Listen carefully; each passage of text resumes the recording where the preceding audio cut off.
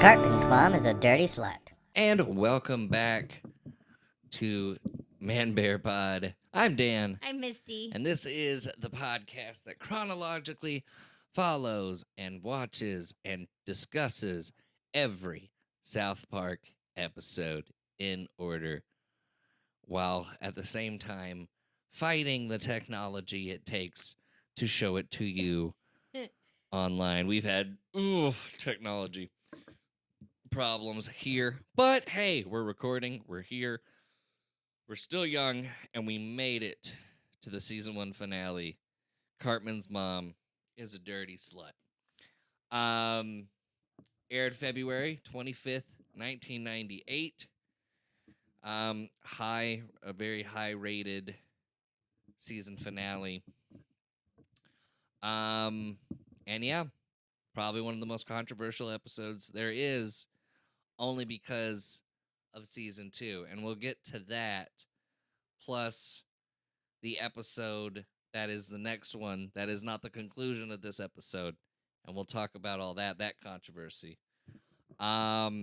Misty, you want to tell them what the episode's about? Do I want to tell him what the episode's about?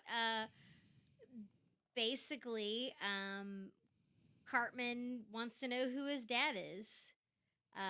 He asks his mom and kind of has to go in this wild goose chase of, well, your mom was drunk, but the last person she saw me, but the last person I saw her with was so and so. So he's kind of on a wild goose chase, trying to figure out who his dad is because his mom couldn't remember shit. Drunk. This is very much a Cartman's mom. I mean, it's called Cartman's mom is a dirty slut for a reason.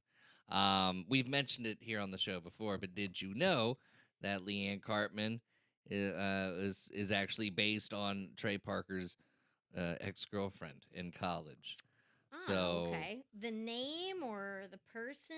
It's like based, named the same name as the ex-girlfriend.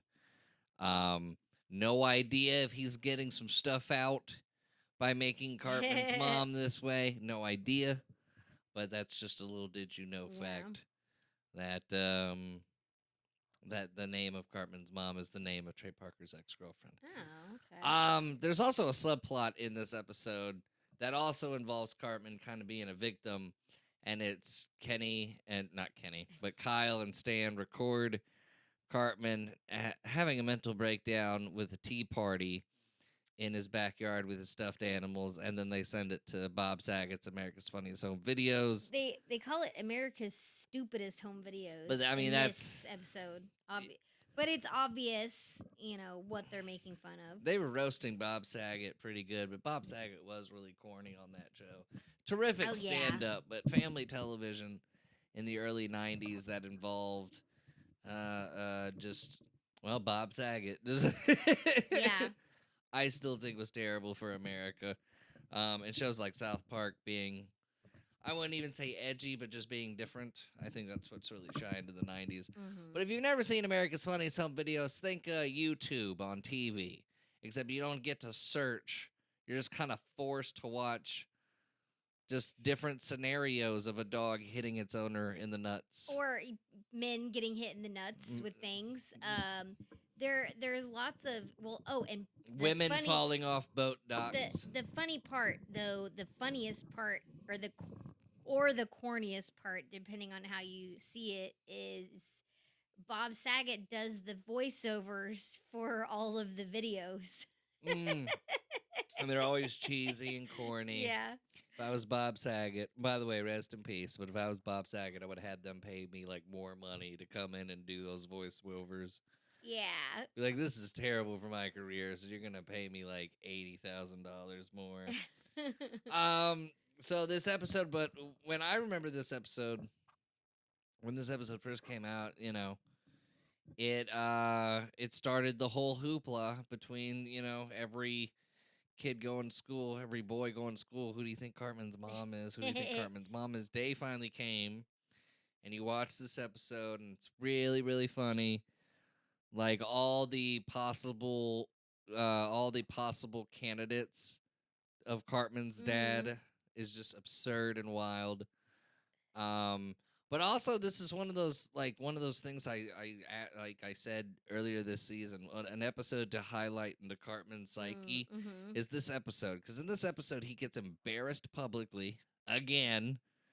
All right, just like the first episode, being kidnapped by aliens and shit, he's embarrassed publicly again this episode, and then basically the whole town um is basically found out that Cartman's mom is a slut because everybody's got to figure out who her dad is, and it's just like all this attention on him.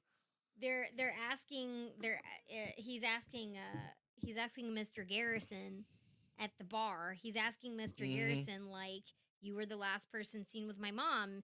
You know, you're my dad. And Mr. Garrison's like, talks to everyone at the bar. Is there anyone here that Cartman's mom hasn't slept with? The guy with no legs. And this is after the Halloween episode where he found out his mom was on the cover of Crack Whore magazine. So I'm going back and I'm looking over at Eric Cartman's psyche throughout this rewatch of South Park. And I think this is the episode that silently kind of breaks Eric Cartman to where when we get to season 2 and season 3 and beyond, we're going to see this character evolve. Sometimes it will be very obvious, sometimes it will be very subtle, but I think this is the episode that starts it all with his psyche. Basically the nuke, you know. So the first person he thinks his dad is Chief Running Water. Okay. So okay, are you go ahead. So he dresses up like an Indian. And then he thinks his dad is Chef. So he dresses up like an African American.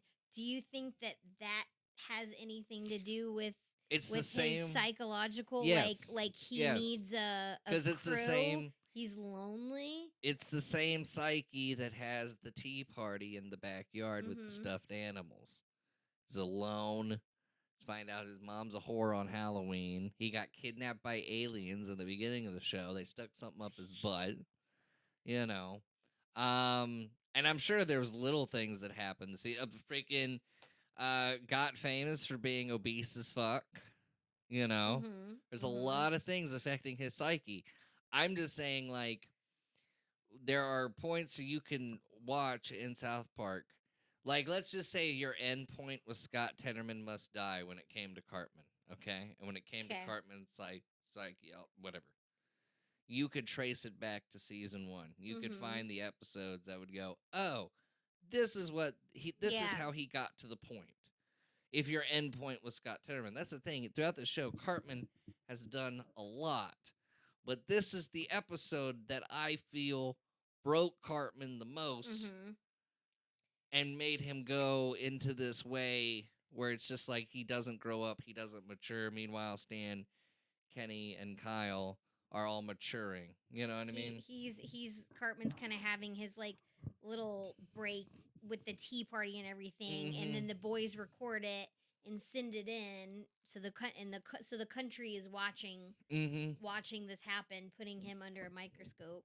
And then once you get into season 2 and get to the part 2 of this episode, it's even more fucked up. But we can't talk about that yet. Let's get into some details about this episode before we get into like a new talking point we came up with today. But yeah, production. Written by Trey Parker and staff writer David Goodman, directed by Parker.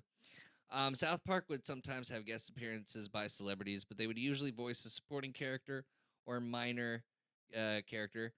George Clooney previously provided dog barks for Big Al's boat ride. This episode, Jay Leno provided the sounds. Tonight Show host Jay Leno provided the sounds of Cartman's cat, Mr. Kitty, and then Leno would later return as himself in the season 2 episode, City on the Edge of Forever. Toddy Walters provided the vocals for the song used at the Drunken Barn Dance. Okay. It's a parody of My Heart Will Go On from Titanic. So here's the thing. I did not know for a fact that it was a parody of that song, but it sounded a lot like it. So obviously, I would get the "My Heart Will Go On" song in my head when I hear that. Toddy Walters was romantically involved with Parker at the time this episode was being produced. No shit. She okay. would continue to write and sing for the show throughout its third season. This episode was to conclude with the first episode of the second season on April 1st, 1998. And I can't read any more because we're just going to get there. So this episode has a Toddy Walters thing. So this episode inspired a new talking point, and that is offensive but still funny. And my offensive but still funny moment, clearly, basically, if you were to watch South Park, what would you find offensive but still funny? That's the premise of the talking point. Anyway, so in this episode, the offensive but still funny is Cartman dressing up as a Native American and then dressing up as whatever that was supposed to be, like a street dancing. I don't know, because he found out Chef was his dad. He was trying to be black. I think he was supposed to be like kid from Kid and Play. Oh yeah. They were hip hop artists, right? Yeah. And they were in House Party. Okay. Yeah, Kid Reed. Yeah. Yeah, the flat top. Yeah, from early 90s, like 91. Anything you find in the episode that was offensive but still funny? I was actually gonna say the same thing when he dresses up like the Native American and the African American. So for me the joke is like I love that. I love the joke like where he's like, yeah, I'm a naive American, and he means Native American, but obviously he's being naive by dressing up as an American Indian. So I love that. Ironic. Again, like, I don't know. Favorite moment. Favorite moment? Favorite moment. You know what? Let's get back. Go ahead. Favorite moment from the episode. I'm trying to think. Well, that was one of my favorite moments where he's dressing up as the nationalities. Mine was as we're running through the potential list of fathers. Yeah. It ends with the 1991 Denver Broncos. Because that was a good team. My ultimate favorite one is the tea party in the beginning. Party in the beginning because of the voice. His tea party with Polly Prissy Pants and Clyde Frog and everyone, and the voices that he does, and he's I love that, like, because Cartman always says "coo." You are so awesome and coo. I just love how he says "cow." I love how he says "coo." Coo for cool instead of he never says cool, he says coo. So it starts during season 1, and I love that. Okay. But not only that, I just love the tea party and the little voices he does. So let's do this question. Since this is, we are on the finale, the season 1 finale of South Park. So this has to be the season 1 finale of ManBearPod. What's been your favorite moment of ManBearPod? My favorite moment of ManBearPod. Yeah. Oh man, that's a hard one. Like we've done so many fun things. Like we talked about the poopy list. Poopy list was good. We reenacted one of Chef's songs, "No Substitute." That's right. I really like that. We did the high F. The high F. The high F. I was teaching you what your gender is attracted to when it comes to chest hair, and what animals to look like if you are a man. This is a very important episode. I think it's episode 1. I drew a horse. You drew a horse. And talked about being a horse girl. Yeah. We got, it really didn't happen on the podcast, but we got Stephen McTowley right there. We did the unboxing video of that too. That was fun. Yeah. Was it the Halloween episode that we had? We were just going off the rails and just talking about. I was probably stoned. We were the Halloween episode. We were rambling, I think. Yeah. About Halloween costumes, and we were just. I think it was that episode that we were talking about the Red Ranger or something. Oh, yeah, the Red Ranger. Your roommate roommate tries to eat your food and you bust out as the Red Ranger or something like that. It was a Red Ranger story. She's talking Anecdote. about a personal jab about something that happened in our lives that's not private between us, but like if you know type of thing. Yeah. And it was a personal jab that also made kind of sense in the so with what we were talking about. Your favorite moment was my personal jab at them who should not be named. All of those that I listed, not the Red Ranger. I mean, yeah, him, but like the person we were referring to. Go ahead. All of those that I said were my favorite moment. Really? Okay. Yeah. Yeah, those are my highlights. My season 1 of ManBearPod highlights. My favorite moment this one time, I was editing one of the episodes, and you get so like with me, I get so natural at it that sometimes I can fuck up and like not even notice I fucked up. So like, there's this. I think it was like our second, third episode. Yeah. It was a long episode. It was one of those 50-minute motherfuckers. Oy. Right? And in Adobe, I can usually sync up the audio and video. So I made this whole video, whatever. Got done with the video, didn't check, didn't rewatch it. I was just like, sounds good for a second. Sounds good. All right. Blah. Made 3 shorts with it. Yeah. 3 shorts that we put on social media. And it was like the day before where I looked at it on YouTube and went, oh shit, it's off by like 2. The audio and video were off by 2 seconds. And then I had to go back and like fix everything while you were asleep. And it was late at night for me. It was like 4 or 5 o'clock in the morning. And I got them scheduled and I got them out.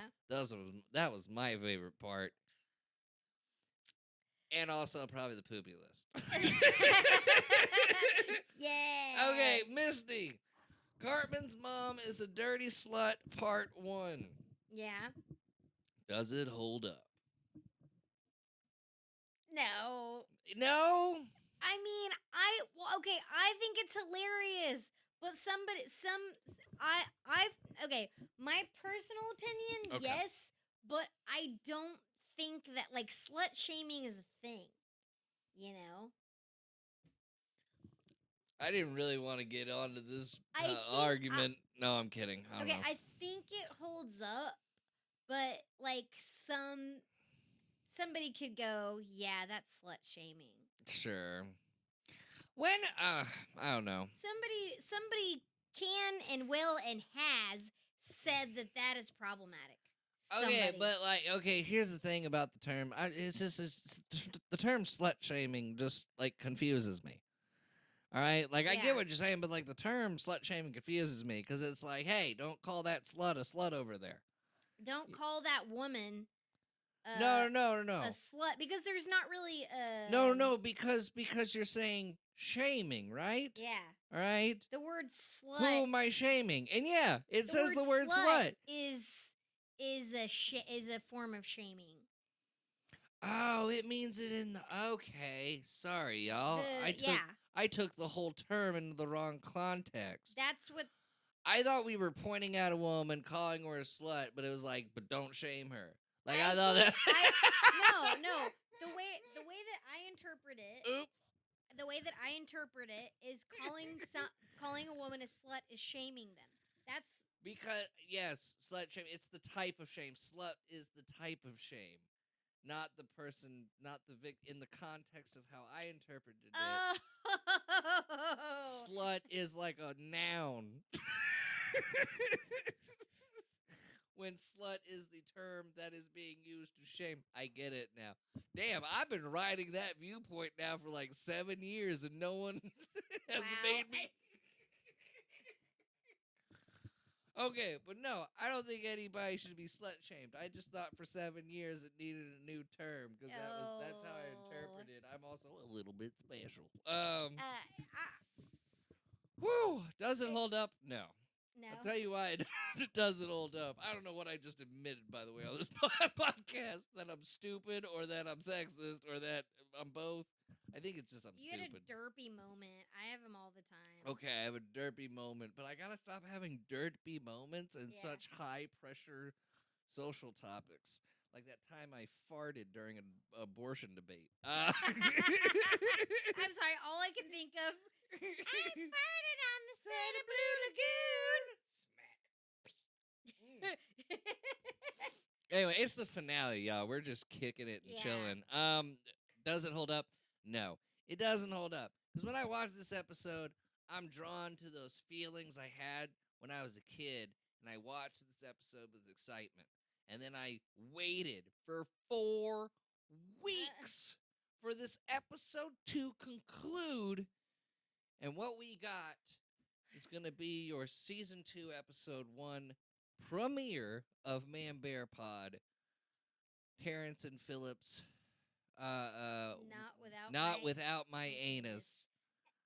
That is as making part of fun of the Sally Field movie, Not It Without is. My Daughter, and It I love is. it. I love those Lifetime movie It is. It's great. titles. But I remember when that happened, when you sat down to watch the new South Park, and it was a big fucking April Fool's joke.